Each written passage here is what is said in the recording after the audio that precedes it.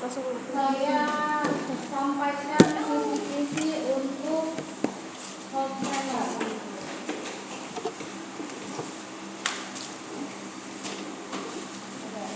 Iya nggak, ini pertemuan terakhir kan ya? Soalnya Senin depan tanggal 27 anu ya, perpisahan ya? Selasanya ujian. Ya. Kisi-kisi TDLK sama tumbang nanti ya. Ya Bu. Tumbang sudah ya. Saya kasih hari ini juga.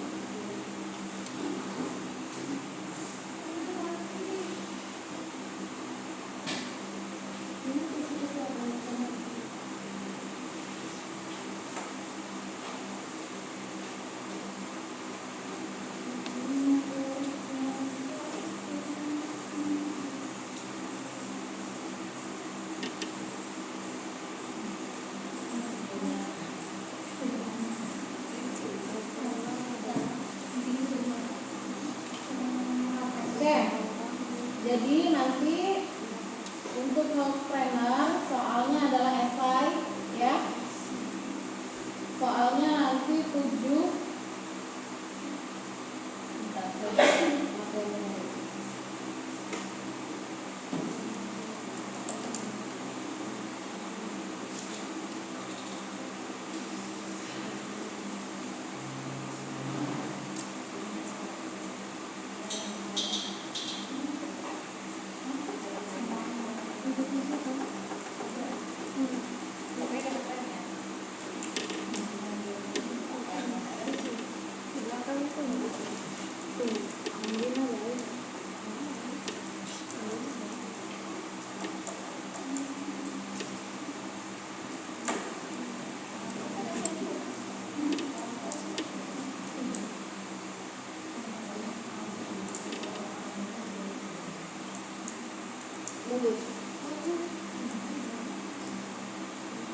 Oke.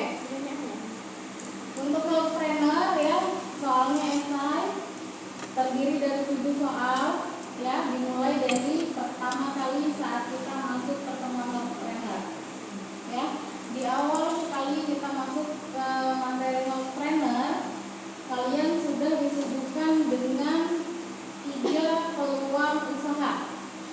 Peluang usaha dan peluang kerja dalam bidang kesehatan ada 3 ya, silakan dipelajari apa aja, terus isinya apa aja ya. Terus selanjutnya kalian akan dihadapkan dengan sebuah kasus ya, yang mana nanti kalian harus berlogika. Intinya kalian harus paham tentang entrepreneur itu apa ya. Apa sih entrepreneur, bagaimana entrepreneur ya, contohnya seperti apa ya. Terus hal yang bagaimana yang sekiranya itu masuk dalam entrepreneur, mana yang tidak masuk ya, dipelajari. Intinya di situ nanti kalian akan dihadapkan dengan soal kasus ya. Selanjutnya teori tentang entrepreneur di awal sudah kalian pelajari tentang definisi ya. Terus itu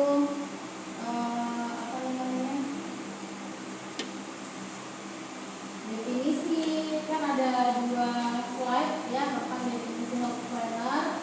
Kalian pahami sehingga nanti pada saat muncul sesuai dengan teori kalian sudah bisa jawab ya. Ingat kalau ada soal yang kata kuncinya sesuai teori berarti harus sesuai dengan teorinya. Tidak mesti kalimatnya sama. Yang penting intinya ya sesuai dengan di teori. Kalau kalian ngambil di Google biasanya kan beda ya. Biasanya di Google itu dia pemahamannya lain, di teori buku itu lain. Ya, yang saya ambil adalah yang sesuai buku yang sudah saya pernah berikan. Ya, jadi itu dipelajari.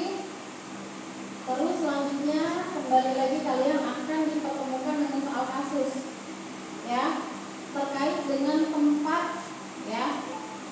Untuk entrepreneur dia bekerja sebagai apa sih yang seharusnya ya. Seandainya dia seorang ini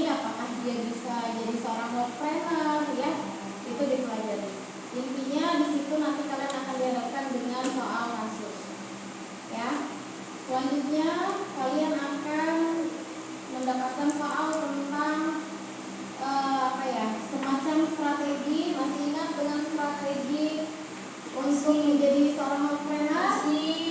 Masih. Ya. Ada berapa strateginya? Ada 4. Yang lain masih ingat? Lupa. Ya. Dipahami lagi. Ada 4 strategi saat kita ingin menjadi seorang entrepreneur. Nah, itu dipahami dan dipelajari. Apa sih 4 strategi itu ya? Penjelasannya seperti apa, contohnya bagaimana ya, itu harus dipahami. Selanjutnya kalian masih ingat dalam entrepreneur kita tidak hanya belajar tentang bisnis dalam kesehatan, tapi kita juga belajar tentang peluang usaha ya. Salah satu peluang usaha dalam entrepreneur adalah caregiver ya. Masih ingat apa itu caregiver? Masih. Yang lain masih ingat? 14. Kali ingat lagi Bu Ai. Caregiver masih ingat ya? Masih. Pelajari lagi tentang caregiver. Caregiver itu apa ya? Terus apa sih yang masuk dalam caregiver ya? Selanjutnya apa aja sih ruang lingkupnya ya? Dalam ruang lingkup caregiver ada berapa unit ya? Kalau tidak salah ada 53 unit ya dalam caregiver. Soal ini keluar di pas yang sebelumnya ya, ini pasti kalian harus bisa jawab ya. Ada 53 unit. Kalian hanya perlu menyebutkan minimal 5. Di bawah 5 dan tidak sesuai nilainya menyesuaikan ya. 5 nilai sempurna, di atas 5 lebih sempurna lagi ya, nilai tambah. Oke, minimal 5. Ada 53 unit, diingat ya. 53 unit. Pilih yang paling gampang, cari yang paling sedikit ya, yang paling kalian bisa ingat. Oke, selanjutnya setelah 53 unit caregiver yang kalian harus paham, selanjutnya kalian akan menentukan pilihan. Ini saya harap masing-masing berbeda ya, terkait dengan makanan sehat ya, terus minuman sehat ya. Karena kita belum masuk ke perawatan atau pelayanan jasa, maka pelayanan jasa dan perawatannya itu saya tidak masukkan ya. Kita stop hanya di makanan dan minuman sehat, karena satu materi saya mohon maaf tidak sempat terberikan ya, karena satu dan lain hal ya, yang kalian juga pasti paham ya, kenapa materinya tidak sampai ya. Selain kita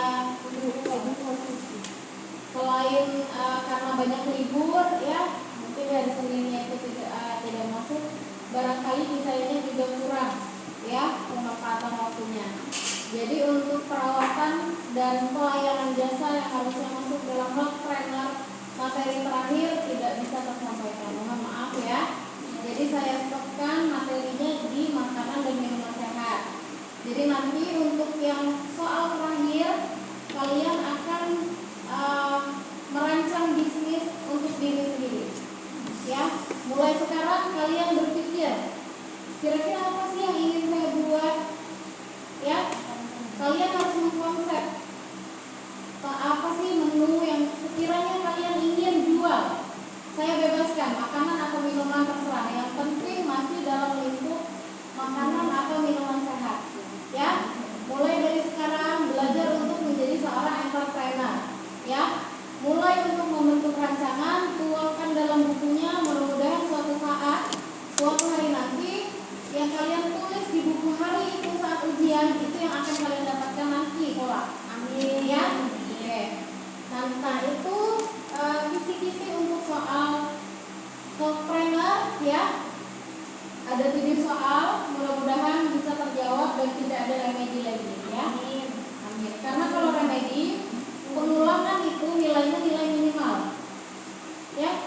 standar.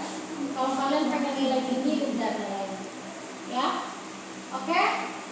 Ya gampang ya? Gampang. Nanti materinya kan sudah pernah saya kirim. Jadi saya kirim lagi nggak? Kirim lagi. Nanti saya kirim lagi ya. Itu untuk yang lolos trainer. Sekarang ke kembang. Untuk tumbuh kembang soalnya adalah pilihan ganda yang mana nanti kalian pakai CBT ya. Kalau CBT berarti tinggal klik A B C D E ya. Iya, CBT-nya sampai E, A B C D E. Untuk tumbuh kembang ada 20 soal yang terdiri dari mulai dari awal ya, proses definisi tumbuh kembang. Saya buka materi dulu ya. Mulai dari definisi awal ya. Kalian pelajari lagi apa itu pertumbuhan ya. Pertumbuhan itu apa? Terus apa sih yang masuk dalam proses pertumbuhan ya? Seperti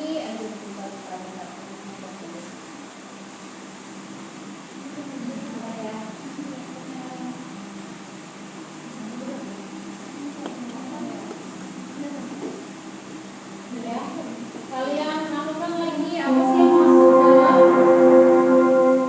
yang masuk dalam saatnya jam 8 dimulai. It's time to begin the eighth lesson. Oke, selanjutnya dalam proses pertumbuhan ada beberapa hal yang termasuk ya. Masih ingat apa yang masuk dalam pertumbuhan? Masih. Apa aja? Tinggi badan, berat Tinggi badan, badan, berat berat badan. Apalagi? lingkar, Ya, lingkar kepala. Apalagi? Lingkar lengan. Apalagi? iya gigi, Ya. terus Usia masuk nggak? masuk. Oke, dipelajari ya. Iya. Proses dalam pertumbuhan ya. Terus selanjutnya kapan mulai pertama kali proses pertumbuhan dan perkembangan itu dimulai? Nah, diingat-ingat lagi ya. Di materi-materi awal sudah pernah dijelaskan ya. Proses pertumbuhan itu dimulai dari kapan? Ya. Apakah dari mulai dia janin sudah mulai mengalami pertumbuhan atau saat dia sudah mulai lahir ke dunia ya?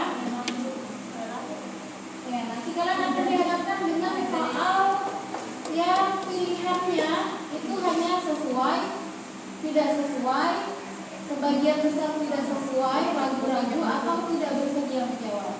Ya, kalian akan memberikan pernyataan. Ya, soal ini sesuai tidak dengan yang sudah dipelajari. Ya, biasanya itu lebih gampang, tapi kalian harus paham poinnya. Ya. Selanjutnya masuk ke perkembangan. Paham tentang perkembangan? Perbedaan antara perkembangan dan pertumbuhan itu juga harus paham. Ya. Kapan itu disebut dengan perkembangan? Kapan kasus ini disebut dengan pertumbuhan? Itu harus paham. Ya. Selanjutnya proses apa sih yang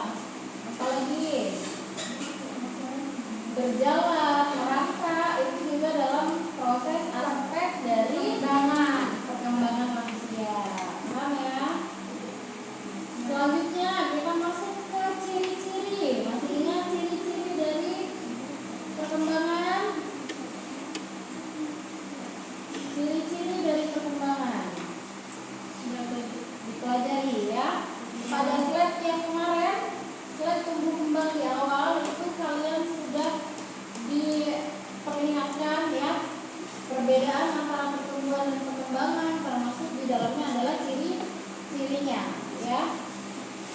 Seseorang dikatakan mengalami ada ciri apa ya?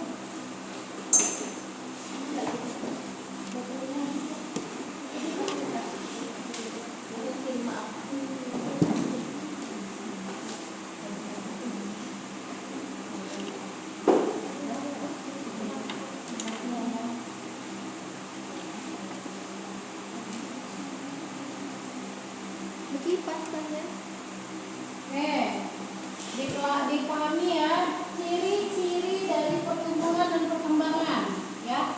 Kapan kira-kira pertumbuhan dikatakan ini adalah pertumbuhan? Kapan kira-kira ini dikatakan perkembangan? Salah satu contohnya yang bersifat kuantitatif atau bisa diukur itu ciri-ciri dari apa? Pertumbuhan. Pertumbuhan, ya. Kalau yang perkembangan cirinya apa? Kualitatif. Ya, tidak bisa diamati secara langsung, ya. Oke, itu salah satu contoh dari ciri-cirinya, ya. Terus yang merupakan perubahan dari mental apa? Berciri apa? Perkembangan. Kalau yang merupakan penambahan fisik dari pertumbuhan. Tahu ya cara membedakan ya? Tahu. Oke. Yang mengalami perubahan ukuran, ciri apa? Pertumbuhan. Kalau yang mengalami perubahan dalam perbandingan, perkembangan. Kalau yang mengalami perubahan dalam menggantikan hal-hal seperti dari Sadel ya, yang tadinya dia tidak bisa ngomong jadi lancar, itu apa? Perkembangan. Kalau yang mengalami penambahan bahasa atau suku kata, penambahan kata atau suku kata, pertumbuhan. Paham ya? Paham? Oke. Dipahami lagi ya tentang ciri-cirinya. Terus kita masuk ke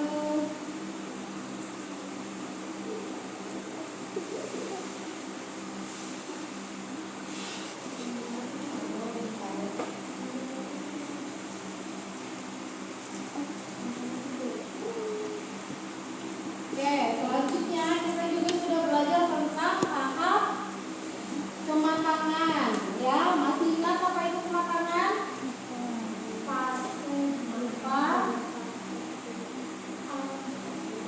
Ya, fase apa? Ya, dimulai dari fase. Ya, kematangan itu penjelasannya dimulai dari fase. Memang. Tinggal cari fase belakangnya, panjang ya di perjalanan. Ya. Dipahami ya tentang kematangan ya.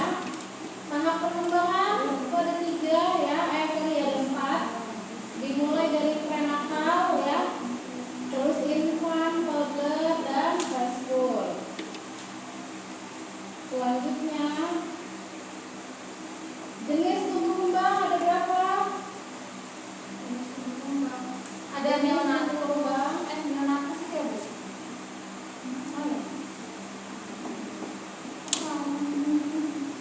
Ini di buku kayaknya. Nanti kalian cari di buku ini ya. Buku tumbuh kembang. Kalau enggak kalian pinjam di perpus.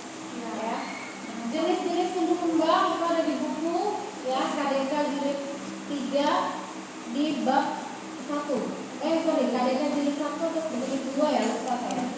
Kalau nggak jilid 2, jilid 3 ya, KDK-nya ya, saya lupa.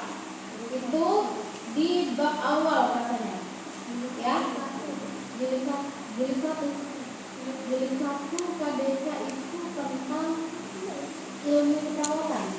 Nggak ada di bab 1. Kalau nggak bab jilid 2, kalau nggak jilid 3. Jilid 2. Saya lupa. Kalau nggak jilid 2, jilid 3. Intinya kalau jilid 1-nya itu pengenalan. Yang KDK ya, itu kemarin kita masuk di PDLK. Ya, apa sih ilmu keperawatan, zamannya ada berapa, ya itu di buku KDK jilid 1. Nggak ada di buku. Kalau nggak jilid 2, jilid 3, tapi pinjam aja ya. Selanjutnya Pahami ya jenis-jenisnya ya. Terus kalian juga pahami penjelasan dari jenis tumbuh kembang. Ya. Tumbuh kembang secara emosional, intelektual ya. Itu dipahami. Selanjutnya kalian akan dipertemukan dengan 4 ciri-ciri dari pertumbuhan. Masih dalam masih dalam buku Tumbang ya. Silakan nanti dicari ya, dipinjam, kalian sesuaikan untuk belajar ya. Apa aja sih ciri-ciri dari pertumbuhan ya, dipelajari ya. Selanjutnya perubahan fisik ya yang terjadi pada saat kalian sudah meranjak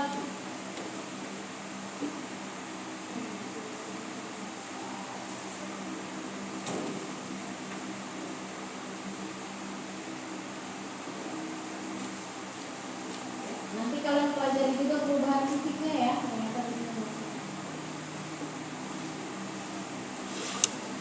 Ciri-ciri dari pertumbuhan dan perkembangan di masa remaja ya.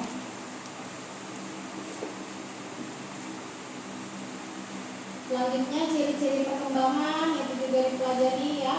Karena kita belajar ciri pertumbuhan, maka harus juga belajar tentang ciri-ciri perkembangan.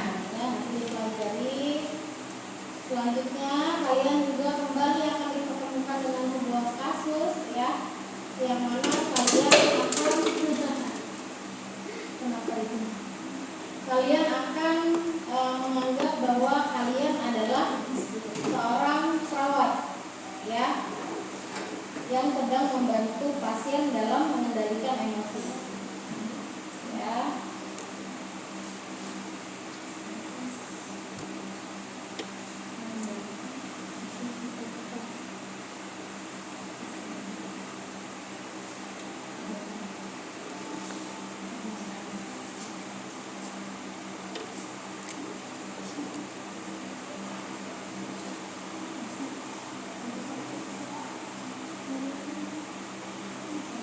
Nah, pada saat kalian membantu pasien, ini di buku ya, semuanya ada di buku ya, nanti pinjam ya. Nah, pada saat kalian membantu pasien, yang nantinya kalian akan dihadapkan dengan kondisi pasiennya itu harus mengendalikan emosinya dan mengendalikan coping pada jiwanya saat menghadapi konflik. Kalian sedang membantu pasien pada tahap tumbuh kembang apa? Ya, usia berapa yang akan kalian bantu ini? Ya, nanti kalian pelajari tuh kira-kira pasien apa sih yang harus saya bantu ya. Usia berapa kira-kira yang masih belum bisa mengendalikan emosi ya. Terus itu dia juga masih belum bisa mengendalikan coping jiwanya ya. Sehingga pada saat dia bertemu dengan konflik dia nggak paham dan kalian harus membantu ya. Itu yang kalian bantu pasiennya mengalami tumbuh kembang di usia berapa ya.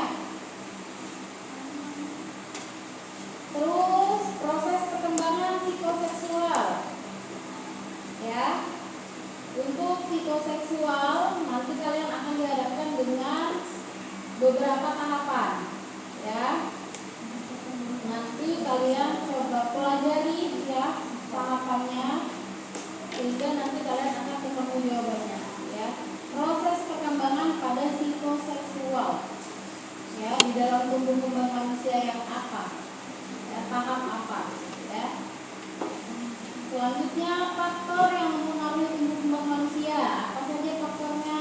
Pola asuh ya, pola asuh, gen, apa lagi? Satu lagi. Dan kalau kalian sudah paham dua ini bisa jawab karena pilihan ganda kan? Lingkungan. Ya, lingkungan ya. Oke, faktor yang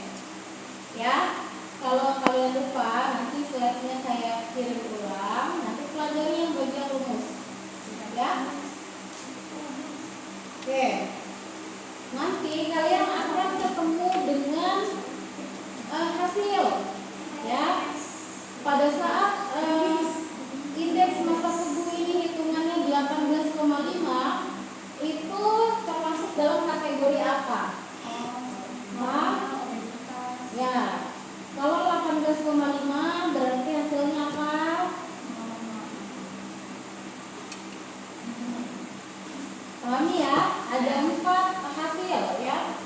Saya sebutkan ya, nanti ini dipahami di rumah masing-masing ya. Di bawah dari 18,5 itu adalah BB rendah atau BB kurang ya. Selanjutnya 18,5 sampai 22,9 disebut dengan BB normal ya. Kalau 23 sampai 29,9 BB berlebih ya. Kalau di atas 30 obesitas. Ingat ya Mas ya? Oke. Dipahami ya, karena itu nanti muncul soal. Selanjutnya kalian akan berhubungan dengan teori dari Ulrich H. Erikson ya. Teori dari Ulrich H. Erikson itu akan menjelaskan tentang massa ya. Massa yang masuk dalam usia apa kira-kira nanti ya. Ulrich H. Erikson itu akan memberikan gambaran tahapan tumbuh kembang di usia mana ya. Contohnya misalnya ada seorang anak nih, dia tuh pengen diperhatikan ya. Pokoknya dia pengen semua yang dia lakukan itu dilihat, dihargai ya, diperhatikan. Terus dia ingin belajar untuk menyelesaikan tugasnya ya. Tanggung jawab dia juga sudah mulai muncul ya, dan dia itu sudah mulai senang untuk belajar. Kira-kira teori ini, penjelasan ini masuk di teorinya Ulrich H. Erikson pada tahap apa? Sekolah. Oke, nanti kalian pelajari ya. Nanti silakan dijawab di sini ya. Ya, itu kan kalian bisa jawab tuh, usia apa. Nah, ya. Selanjutnya kalian juga akan masuk ke seperti tadi ya, seperti teorinya Ulrich H. Erikson. Kalian akan diberikan gambaran tentang contoh ya. Misalnya saat anak itu sudah mulai merasa nyaman ya, terus itu dia juga punya kepuasan dengan dirinya dan lain sebagainya, itu masuk dalam tahap perkembangan psikoseksual tahap apa ya. Nanti silakan jawab ya. Selanjutnya ciri-ciri tumbuh kembang. Kembali lagi akan diperlihatkan contoh ya, atau pernyataan ya. Misalnya saat anak sudah mulai bisa mengkontrol dirinya, saat anak sudah mulai mampu untuk dia sudah mulai mampu lah untuk bisa berjalan, bisa menggunakan alat inderanya ya. Dia sudah mulai paham ya, menggunakan tangan untuk apa, kaki untuk apa ya. Pada teori ciri-ciri tumbuh kembang itu masuk di tahap mana ya? Apakah itu adalah bayi, apakah itu toddler ya, apakah itu remaja, atau justru dewasa ya. Selanjutnya kalian harus mempelajari tentang perbedaan tumbuh dan kembang. Di awal sudah paham ya perbedaan tumbuh kembang ya. Tinggal kalian sesuaikan dengan teori ya.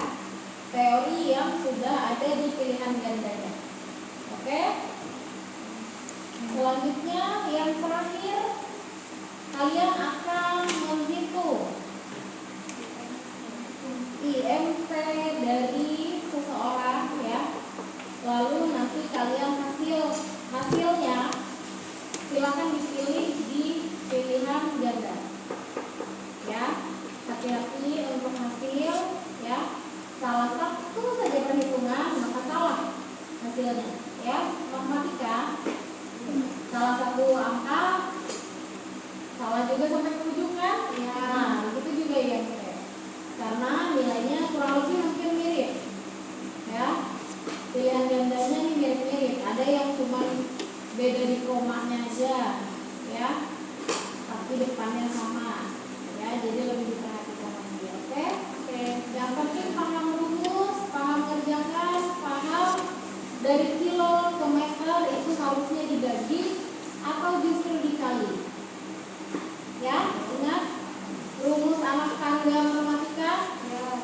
Sudah kalian pelajari dari zaman SD? Ya.